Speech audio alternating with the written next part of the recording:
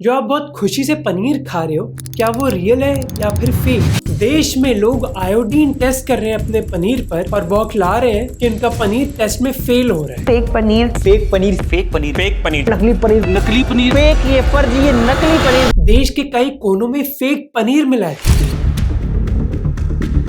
पटना की रेड में 500 kilo fake paneer मिला।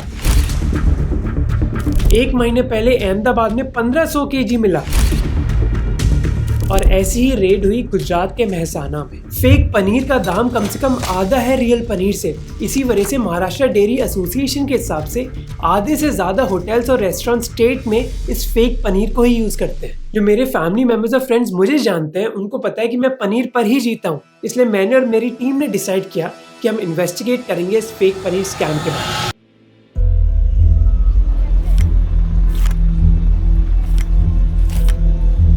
इसलिए हम दिल्ली में फैल गए और हमने पनीर सैंपल्स हर जगह से कलेक्ट करे। डेयरी से हम नरूला पनीर में, शर्मा डेयरी है। रेस्टोरेंट से हम शुभ वैष्णव भोजनालय में है, काके द होटल, डोमिनोज के सामने। अब हम मैकडॉनल्ड्स आ गए हैं, सबवे आए हैं और मोमो स्टॉल से। अभी हम रोड साइड स्टॉल में हैं। एक एक करके हमने आयोडीन टेस्ट किया और हमें कई अनएक्सपेक्टेड रिजल्ट्स मिले। Oh my God, this is not good. ये कितना ज्यादा काला हो गया है। ओह गॉड, अनबिलीवेबली मैकडी और डोमिनोज दोनों का पनीर आयोडीन टेस्ट में पूरी तरीके से फेल हो गया है। अपनी फाइंडिंग्स कंफर्म करने के लिए हमने लैब टेस्ट भी करवाया और एक फूड साइंटिस्ट से बात भी करी, बस ये जानने के लिए कि पनीर में कुछ काला है या फिर पूरा पनीर ही काला है।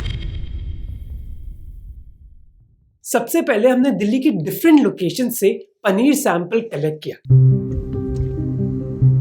और उनसे पूछा कि भैया आपको पता है कि आपका पनीर आता कहाँ से है? तो शाही पनीर में जो आप पनीर डालते हो वो कहाँ से आता है? हमारी टारगेट लिस्ट में थी डेयरीज जो पनीर बेचती हैं। पनीर दे दीजिए ना 100 ग्राम। कई फेमस रेस्टोरेंट्स जो पनीर की डिशेस लाखों लोगों को बेचती हैं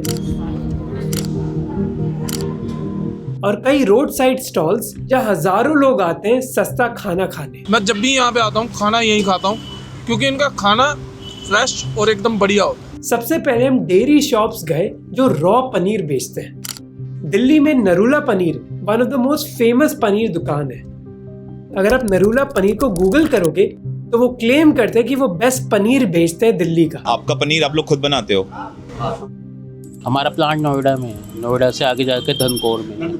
तो दुकानदार कहते हैं कि वो रियल पनीर बेचते हैं। तो हमने उनसे पूछा कि भैया रियल पनीर और फेक पनीर में डिफरेंस क्या है? आपको खाने से पता लग जाएगा कि जो आप उसको जब खाएंगे तो आपको लगेगा कि वो चिंगम जैसे खा रहे हैं, तो वो चीज़ें होती है। बाकी केमिकल वगैरह बहुत आ गए हैं, आप वैसे भी पता नहीं लगा सकते। कई बार मतलब ऐसी चीज़ें उसमें मिला देते हैं कि इजीली खाने से भी नहीं पता लगता। तो वो अपनी क्वालिटी के बारे में कॉन्फिडेंट है। और बताओ, ओनर खुद बोल रहे हैं कि फेक पनीर तो खुलेआम बेचा जा रहा है दिल्ली में। जो बड़ी बड़ी मंडी है, जहाँ पे जनकपुरी मंडी वगैरह है, आजादपुर मंडी है, हाँ जी, वहाँ पे आपको सिंथेटिक पनीर मिलता है। तो दिल्ली का one of the most famous paneer supplier खुद बोल रहा है कि फेक पनीर मिलना इतना मुश्किल नहीं है।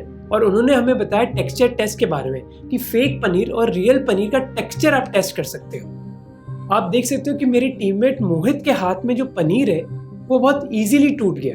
तो इस टेक्सचर टेस्ट के हिसाब से नरूला पनीर रियल है, पर हमें और कई टेस्ट करने पड़ेंगे इस फाइंडिंग को कंफर्म करने के लिए।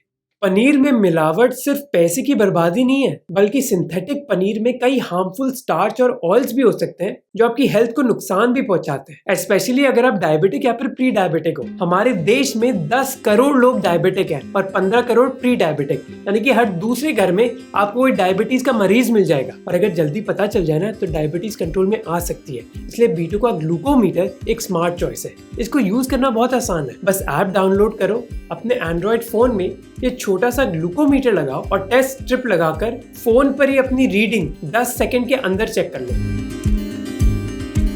आपको डिजिटल लॉग्स, एस्टिमेटेड HbA1c और स्मार्ट रिमाइंडर्स भी मिलेंगे।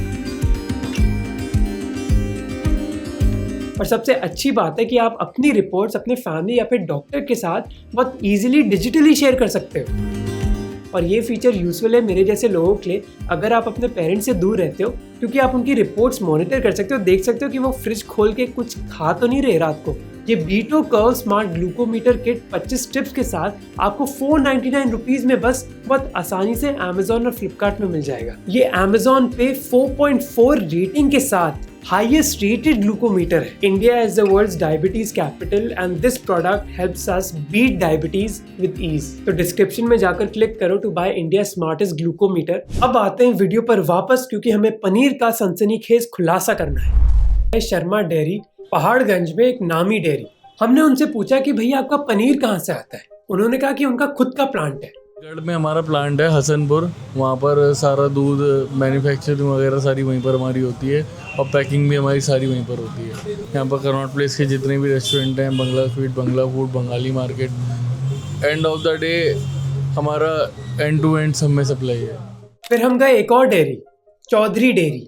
उन्होंने कहा कि उनका पनीर दिल्ली के बाहर से आता है. एक ऐसी चीज़ जो हमें बार बार बोली जा रही थी. दूध कहाँ से आता है?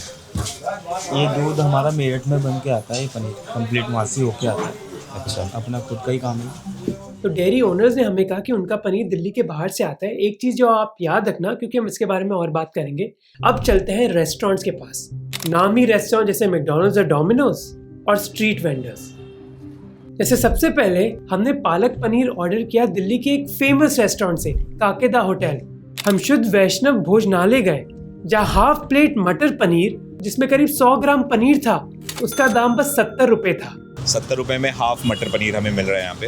अब हमें नरूला पनीर के ओनर ने बहुत डिटेल कैलकुलेशन बताई थी कि 5 लीटर दूध से 1 किलो पनीर बनता है.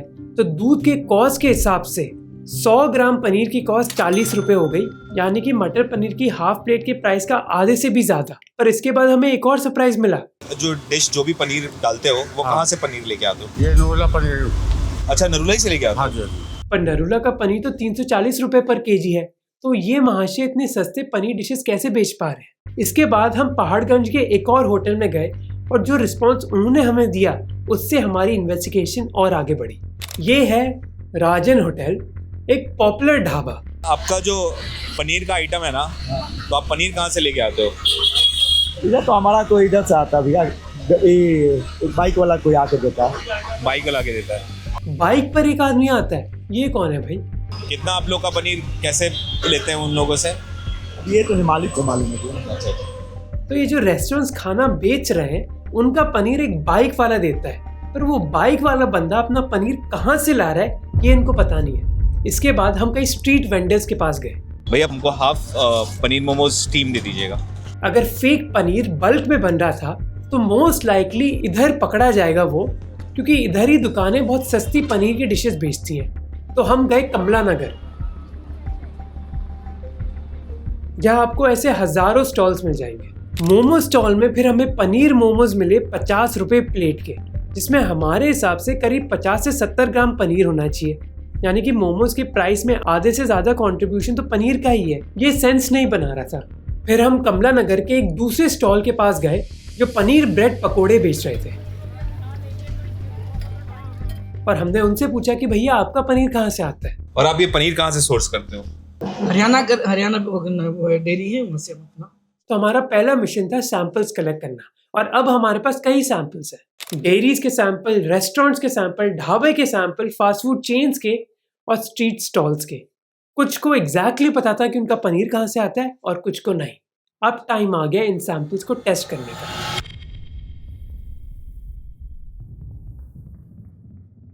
हम इन सारे सैंपल्स को घर लेकर आए और आयोडीन टेस्ट स्टार्ट किया हमने.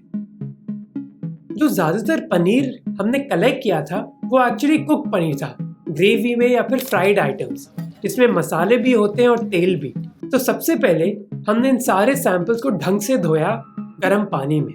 आइडिया ये था कि हम उन सारी चीजों को हटा दें ताकि टेस्ट में बस पनीर का ही टेस्ट हो, तेल वगैरह जैसी चीजें ना मिले. पर टेस्ट करने से पहले ये जानना जरूरी था कि आयोडीन टेस्ट एक्चुअली करता क्या है. और इसीलिए हमने डॉक्टर अपर्णा से बात करी जो एक फूड साइंटिस्ट है और फूड टेक्नोलॉजी की असिस्टेंट प्रोफेसर है DU में. अगर आयोडीन टेस्ट होता है एक जिसमें आप कोई भी प्रोडक्ट में आयोडीन डालेंगे, अगर वो आयोडीन का कलर येलो होता है, अगर वो ब्लूइश ब्लैक कलर दिखाता है तो वो पॉजिटिव टेस्ट है. अगर वो येलो कलर अपना रिटेन रखता है, मतलब कलर चेंज नहीं हो रहा, which means it is negative for the starch. पर हम स्टार्च के लिए टेस्ट ही क्यों कर रहे हैं? देखो, पनीर बनता है जब हम नींबू के जूस या फिर विनेगर को यूज करके दूध को फाड़ते हैं, जिसका मतलब है कि प्योर पनीर में बस दूध होना चाहिए और थोड़ा मॉइस्चर होना चाहिए या फिर पानी होना चाहिए. स्टार्च क्यों होगा उसमें? तो अगर एक आयोडीन टेस्ट ने दिखाया कि पनीर के अंदर स्टार्च है, इसका मतलब है कि फेक पनीर में ये स्टार्च डाला गया है उसका वेट बढ़ाने के लिए या फिर टेक्सचर बढ़ाने के लिए। पर आयोडीन टेस्ट में दो प्रॉब्लम है। पहली प्रॉब्लम है कि ये टेस्ट बस स्टार्च के लिए ही है, ये वेजिटेबल ऑयल या फिर दूसरी इम्प्योरिटीज को टेस्ट नहीं कर सकता जो कई बार फेक पनीर में होती है। और दूसरी प्रॉब्लम है कि ये टेस्ट फुल प्रूफ नहीं है, स्पेशली कुक्ड पनीर के लिए। कि रेस्टोरेंट्स के अगर वेजिटेबल को आप पॉजिटिव कह रहे हैं तो वो यस हो भी सकता है, क्योंकि वो स्टार्च वेजिटेबल में भी डालते हैं जो ग्रेवीज में भी पड़ा होता है। तो if you are not analyzing only the paneer, if you are analyzing the whole product, it may have the starch because of the gravies. Aparna basically ये कह रही है कि कुक्ड पनीर पर ये टेस्ट करना मुश्किल होता है क्योंकि ग्रेवीज में भी स्टार्च हो सकता है जो पनीर से चिपक जाता है, और कई बार ये स्टार्च तेल के साथ पनीर के अंदर आ जाता है। तो अगर टेस्ट पॉजिटिव भी आया, इसका मतलब ये नहीं है कि पनीर फेक है, ये भी हो सकता है कि ग्रेवी अंदर घुस गई हो। इसीलिए हमने डॉक्टर अपर्णा का पूरा एडवाइस फॉलो किया।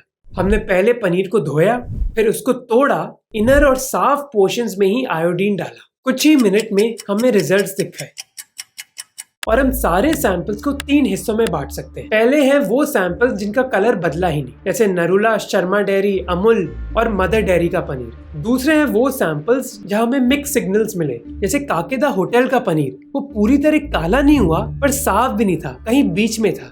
और तीसरे हैं वो पनीर जो पूरी तरह काले पड़ गए, जैसे उस स्टॉल का पनीर जिसने कहा था कि उनका पनीर नरूला से आता है, और वो पनीर मोमोज जो हमने एक स्ट्रीट स्टॉल से खरीदे थे। पर बिगेस्ट शॉक, मैकडॉनल्ड्स का पनीर भी इस टेस्ट में फेल हो गया। इमेजिन करो McDonald's. Oh my God, this is not good. ये अच्छा नहीं है। आप देख सकते हो कि कितना ब्लैक हो गया इमीडिएटली। इन टोटल 14 सैंपल्स में से ये रिजल्ट थे। तो अगर मैं समरी बोलूं, अच्छी डेयरी से जो हमने पनीर खरीदा वो एकदम ठीक था। ओह वाह, ये बिल्कुल भी बदला नहीं है। जो हमने सस्ती दुकानों से पनीर की डिशेस खरीदी वो फेल कर गई हमारे टेस्ट को। और एक एक्सेप्शन इस रूल को है, मैकडॉनल्ड्स का paneer. Oh my God, this is not good. ये अच्छा नहीं है। आप देख सकते हो कि कितना ब्लैक हो गया इमीडिएटली। पर याद है डॉक्टर अपर्णा ने हमें बोला था कि ये टेस्ट फुल प्रूफ नहीं है, तो हमने डिसाइड किया इन सारे सैंपल्स को लैब टेस्ट करवाना। हमने 2 बैचेस भेजे। पहले बैच में था मैकडॉनल्ड्स, डोमिनोज और काके दे ढाबा का पनीर। इसके बाद हमने लैब टेस्ट रिजल्ट्स का वेट किया।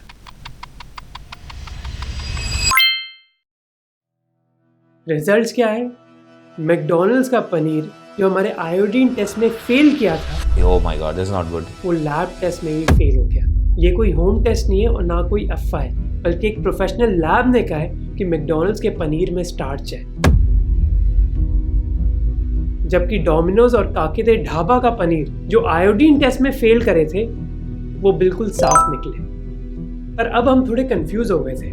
मैकडॉनल्ड्स, काके दा ढाबा और डोमिनोज, ये तीनों जगह हमारे होम टेस्ट में फेल हो गए थे, इसीलिए हमने इन तीनों को लैब टेस्ट में भेजा। अब डोमिनोज और काके दा ढाबा तो पास हो गए, पर मैकडॉनल्ड्स फेल हो गया। तो क्वेश्चन ये है कि क्या हमारा होम आयोडीन टेस्ट बेकार था या फिर लैब टेस्ट? और अब सेकंड बारी है मैकडॉनल्ड्स की, और जैसे मैंने इसके अंदर के पनीर को भी अच्छे से धोकर इसके ऊपर आयोडीन डाला तो ये वाला पनीर भी ऊपर से काला पड़ गया। जब ये कंट्रोवर्सी बढ़ रही थी, कई लोग मैकडॉनल्ड्स जैसी ब्रांड्स के पनीर को टेस्ट कर रहे थे, जिसमें मैकडॉनल्ड्स ने एक स्टेटमेंट रिलीज करी कि हमारे प्रोडक्ट्स 100% डेयरी बेस्ड हैं और असली दूध से बने हुए। हमारे प्रोडक्ट्स हाईएस्ट क्वालिटी और सेफ्टी स्टैंडर्ड्स के हैं। उन्होंने अपनी स्टेटमेंट में डायरेक्टली आयोडीन टेस्ट के बारे में भी बात करी। उन्होंने कहा कि हमारी प्रोटीन पैटी में स्टार्च यूज होता है कोटिंग के लिए और बस पैटी के सरफेस पर होता है। इसी वजह से जब लोग टेस्ट करवाते हैं हमारे प्रोडक्ट्स पॉजिटिव मिलेंगे क्योंकि बाहर तो स्टार्च है। और ऑनेस्टली ये एक रीजनेबल एक्सप्लेनेशन है जो हमें डॉक्टर अपर्णा ने भी कहा था कि कुक पनीर को टेस्ट हम बाहर से नहीं कर सकते, हमें अंदर प्रोडक्ट को खोल कर करना होगा, जो हमने किया। और मैकडॉनल्ड्स तो आयोडीन टेस्ट में भी फेल हो गया और लैब टेस्ट में भी।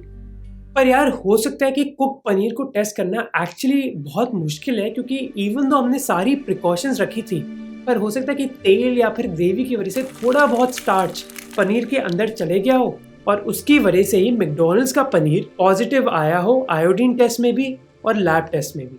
अगर हमें अपनी इन्वेस्टिगेशन फुल प्रूफ करनी है तो हमें बेसिकली मैकडॉनल्ड्स का पनीर सप्लायर चाहिए होगा और जो रॉ पनीर है ना उसको टेस्ट करवाना होगा। अब उधर तक तो हम पहुंचे नहीं, पर हमने ये डिसाइड जरूर किया कि जो भी रॉ पनीर हमें दूसरी डेयरी से मिल रहा है क्यों ना हम उसको लैब टेस्ट के लिए भेजें, और हमने वही किया। हमने सैंपल्स लिए Amul, mother dairy, Chaudhary dairy और स्टैंडर्ड पनीर से। हमने उन सभी का रॉ पनीर लैब टेस्ट के लिए भेजा और सभी ने वो टेस्ट पास कर लिया। और ये लैब टेस्ट बस स्टार्च के लिए नहीं देखते बल्कि दूसरी इंप्योरिटीज के लिए देखते हैं। स्टार्च ही नहीं, हमने यूरिया, डिटर्जेंट, हाइड्रोजन पेरोक्साइड और ग्लूकोज, इन सारी इंप्योरिटीज के लिए टेस्ट किया और लैब टेस्ट में कुछ नहीं निकला। तो इसका क्या मतलब है कि हमारा पनीर सेफ है ना, क्योंकि हम एक से ज़्यादा दुकानों में गए, एक से ज़्यादा लोकेलिटीज़ में गए और एक से ज़्यादा लैब्स के पास गए। पहाड़गंज से कमला नगर गए, स्ट्रीट स्टॉल से फास्ट फूड चेन्स में गए, 2 डिफरेंट लैब्स से हमने टेस्ट करवाए। बड़ी ब्रांड्स, छोटी डेयरीज, अननोन मोमो स्टॉल्स, हम सभी के पास गए। घर के आयोडीन टेस्ट में कुछ सैंपल्स फेल हुए, पर वो बोल सकते हैं कि भैया होम टेस्ट रिलायबल नहीं है। लैब टेस्ट में बस मैकडॉनल्ड्स फेल हुआ, पर मैकडॉनल्ड्स भी बोल सकता है कि मोहक भाई रॉ पनीर टेस्ट करो ना, हो सकता है कि कोटिंग से थोड़ा सा स्टार्च अंदर घुस गया हो और वही पॉजिटिव आया। तो क्या कोई प्रॉब्लम नहीं है? मे बी और मे बी नॉट, क्योंकि अब हमें पता चला कि इंडिया में फेक पनीर बेचना एक्चुअली लीगल है।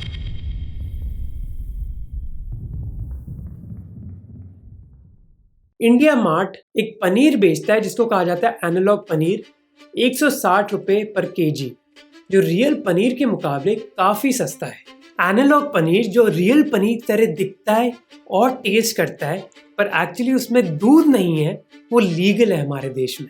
Food safety and standards authority of India के हिसाब से एनालॉग फूड प्रोडक्ट्स वो फूड प्रोडक्ट्स होते हैं जो रियल प्रोडक्ट्स की तरह दिखते हैं, पर उनमें इंग्रेडिएंट्स उनकी तरह नहीं होते।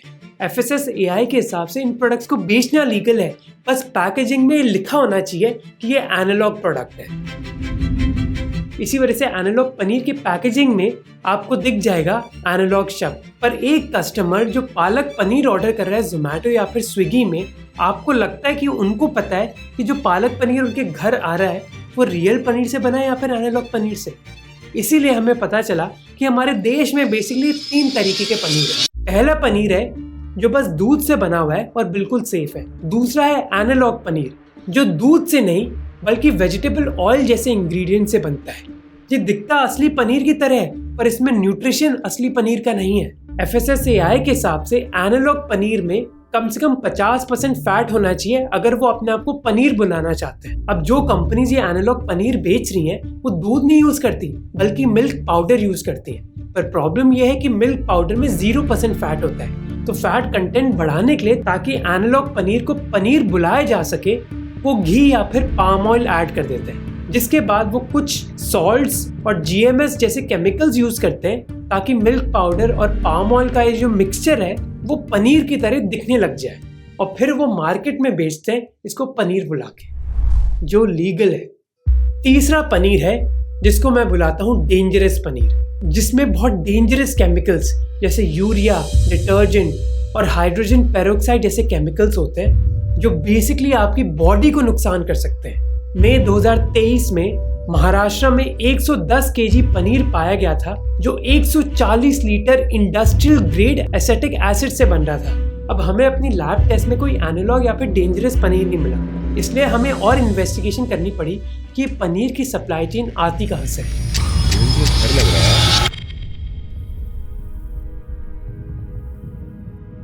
पनीर की सप्लाई चेन में 4 एक्टर्स हैं: होलसेलर, डिस्ट्रीब्यूटर, रेस्टोरेंट और कस्टमर। हम रेस्टोरेंट तक तो पहुंच गए, पर हमें ज्यादा डिस्ट्रीब्यूटर और होलसेलर के बारे में नहीं पता चला। इसलिए हम गए कमला नगर मार्केट ये पूछने के लिए कि मोमो स्टॉल्स को पनीर मिलता कहाँ से। आपको याद होगा कि कई लोगों ने हमें बताया था कि एक बाइक पर बंदा आता है पनीर देने, पर हमें पता नहीं कि वो बंदा पनीर कहाँ से लाता है। हमें इस आदमी को ढूंढना था, ये बाइक वाला बंदा। और मेरी टीममेट्स मोहित और वीना को एक बाइक वाला बंदा ये मिल गया। आप ये पनीर कहाँ से लाते हो? और आपके जैसे तो बहुत सारे और डिस्ट्रीब्यूटर होंगे जो ये काम करते होंगे। मेरे जैसे बहुत है। वहाँ पे थोक में आप कितने में ले रहे हो? करीब 200 के समथिंग, 210, 220 जैसे होता है। तो ये बाइक वाला बंदा कहता है कि मेरा पनीर आता है स्टैंडर्ड पनीर से 200 रुपए पर केजी, पर नरूला पनीर ने हमें बताया था कि 350 से कम दाम में तो अच्छा पनीर मिल ही नहीं सकता। तो हम पहुंच गए स्टैंडर्ड पनीर के पास। स्टैंडर्ड पनीर का ओनर उधर था नहीं और कोई कर्मचारी हमसे बात करने के लिए तैयार नहीं था। अब ओनर के लिए हमने 2 घंटे वेट किया पर वो उधर आए नहीं। तो क्या हम अपनी इन्वेस्टिगेशन बंद कर देंगे? नहीं, हम पहुंच गए दिल्ली के गाजीपुर, भलसवा और शाहबाद में, जहाँ कई डेयरी फार्मर्स हैं और जहाँ से पूरे शहर में पनीर सप्लाई होता है। एक ज़माने में इधर कई डेयरी के किसान होते थे पर आज सिचुएशन बहुत अलग है। इसके पीछे कारण है कि सरकार ने इस इलाके में रोक लगा दी है क्योंकि इधर गंदगी की प्रॉब्लम है। गंदगी की वजह से कोर्ट ने ऑर्डर दिया है कि इधर की गाय से कोई मिल्क प्रोडक्ट बनना ही नहीं चाहिए। अब इधर के लोग मीडिया से बहुत तंग आ गए हैं, इससे हमसे वो बात ही नहीं करना चाहते थे। पर इधर हम मिले चौधरी सिंह से, जिन्होंने अपना डेयरी बिजनेस भलसवा में कई सालों से चलाया है। अब हमारा ये मानना था कि जो एनालॉग या फिर डेंजरस पनीर है ये ना बहुत बड़ी बड़ी फैक्ट्रीज में बनता है, पर चौधरी सिंह ने बताया हमें कि ऐसा नहीं है। 10-5 आदमी इकट्ठे हो गए, उन्होंने अपना ग्रुप बना लिया, वही काम कर रहे हैं और वो भी चोरी छुपे करते हैं। गांव में सबको पता होता है कि ये कर रहे हैं, पुलिस को पता है, सब मिली भगत है। और अप्रूवल कुछ वगैरह नहीं होता? जैसे आपको अगर पनीर असली है तभी आप असली पनीर पैकेट पे लिख सकते हो। कौन चेक करता है कि असली पनीर है? किसका काम है? कम से कम नहीं हो रहा है? ये MCD में है कंट्रोलर, ये चेक करते हैं, सब पैसे खाते हैं, सब पास हो जाता है।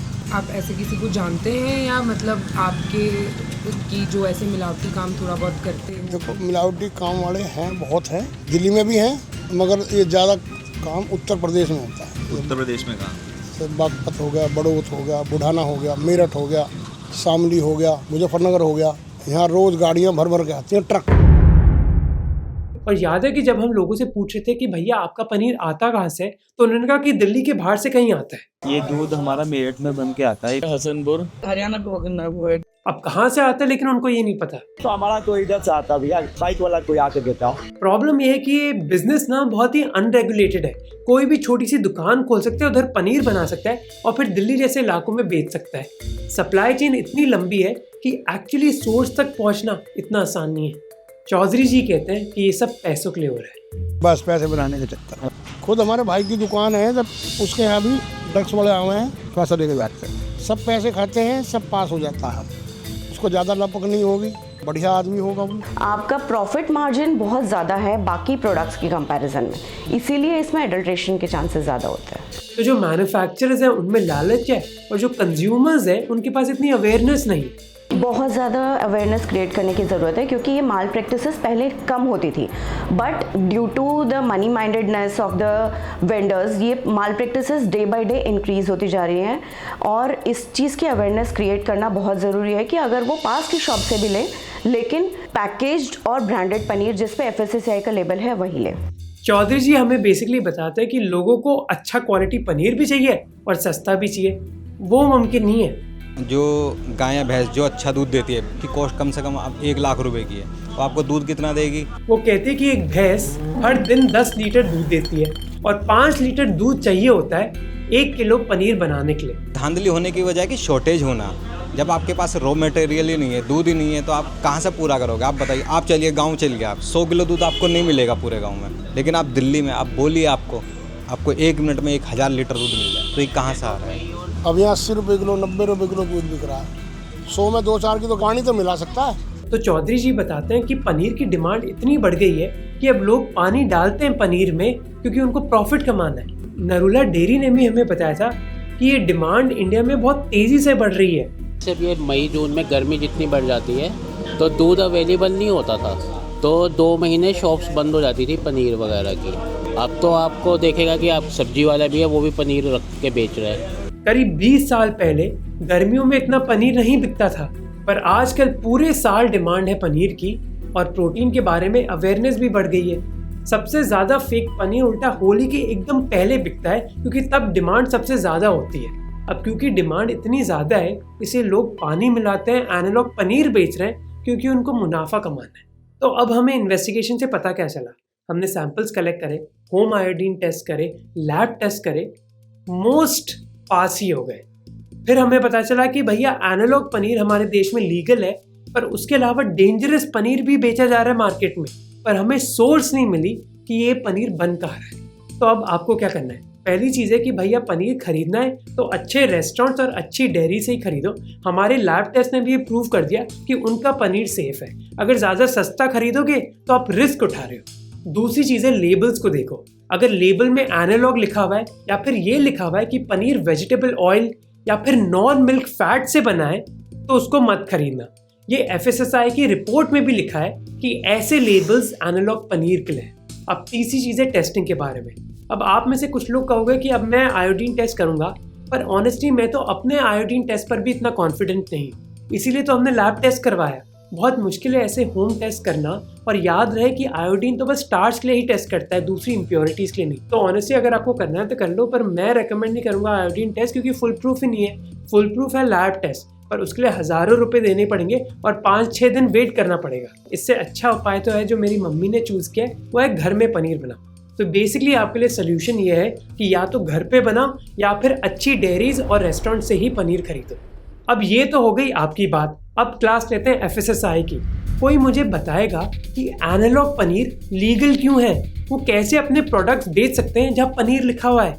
FSSAI के हिसाब से एनालॉग लिख दिया पनीर के पहले तो कोई प्रॉब्लम नहीं है, पर क्या उनको पता है कि कितना मुश्किल होता है कंज्यूमर्स को एजुकेट करना कि भैया ये जो एनालॉग पनीर तुम खरीद रहे हो ना, ये रियल पनीर नहीं है, इसमें कोई न्यूट्रिशनल वैल्यू नहीं है, ये वेजिटेबल ऑयल और मिल्क पाउडर से बना है। कितने लोगों को बताऊंगा मैं ये? और आप इमेजिन करो कि हर दिन कितने लोग बेवकूफ़ बन रहे, उनको लग रहा है कि वो पनीर खरीद रहे, भैया वो तो एनालॉग पनीर खरीद रहे। FSSAI को नॉन डेयरी पनीर के लिए या डेयरी पनीर एनालॉग्स के लिए कुछ स्टैंडर्ड्स डेफिनेटली निकालने चाहिए, और ये एडल्ट्रेशन टेस्ट को अपने और थोड़ा सा बढ़ाना चाहिए। जैसे जो कॉमन एडल्ट्रेंट्स हैं, केमिकल्स हो गए, वेजिटेबल ऑयल्स हो गए, इन सब को लेके भी उनके स्ट्रिक्ट नॉर्म्स होने चाहिए। इसी वजह से डेयरी एसोसिएशंस भी अपनी स्टेट गवर्नमेंट्स को बोल रही हैं कि भैया एनालॉग पनीर को बैन करो। इससे हमारे किसान भी भुगत रहे हैं और कंज्यूमर्स भी। और जब तक FSSAI एनालॉग पनीर बैन नहीं करती है, कम से कम उनको प्रेशर डालना चाहिए जोमेटो और स्विगी जैसे प्लेटफॉर्म्स पर कि उनके रेस्टोरेंट बताएं कि वो जो पनीर यूज़ कर रहे हैं वो एनालॉग है या फिर रियल है। जब मैं पालक पनीर ऑर्डर कर रहा हूँ तो भैया मुझे तो पता होना चाहिए ना कि कौन सा पनीर है, तो क्योंकि भैया मैं तो वेजिटेरियन हूँ और स्ट्रेंथ ट्रेनिंग करता हूँ। अगर पनीर पर भी सवाल उठने लग गए तो क्या फ़ायदा है यार इस ज़िंदगी का। So please FSSAI do something. और लास्टली वीडियो को चेकआउट करना मत भूलना, डिस्क्रिप्शन में लिंक है।